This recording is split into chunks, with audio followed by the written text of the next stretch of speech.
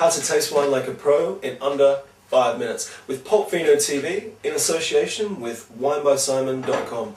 I'm Simon, and have you ever wondered what the story is with all that sniffing and swirling and gargling and slurping and spitting and that sort of stuff that goes on with wine tastings? That's what we're going to look at now, starting with the most important sense of all, smell.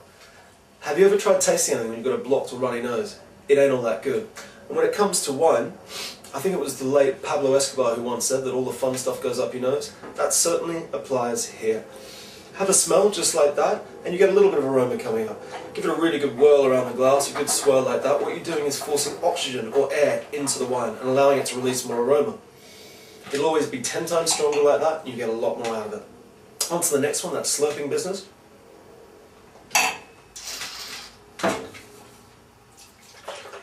If you try that in public, you do run the risk of looking like a wanker.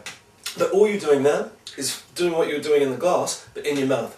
You're swirling it around your mouth, forcing oxygen into it, and allowing it to release more compounds and aromas and all that sort of thing.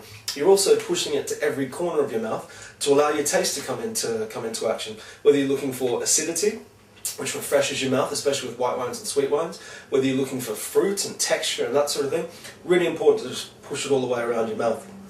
One thing when it comes to taste that doesn't really come in white wines, but only really comes in reds, and is one of the main things that sets them apart, is something called tannin. And one place you'll find this on a day-to-day basis, especially if you're a Brit, is in tea. Cold tea that's been steeped for a while will get this thing called tannin, which feels like it's going to suck all the moisture out of your mouth. And this works really well with red wines,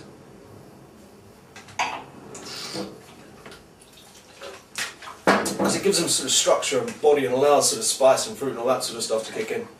Spitting, you may have noticed I was doing it, is entirely optional. If you ever find yourself in a wine tasting where you're tasting 50 plus wines, probably a good idea if you're going to drive home, but it's completely up to you. So, you may run the risk of looking like a bit of a twat, but if you really want to get the most out of your wine, swirl, sniff, gargle, and then enjoy. Take it easy.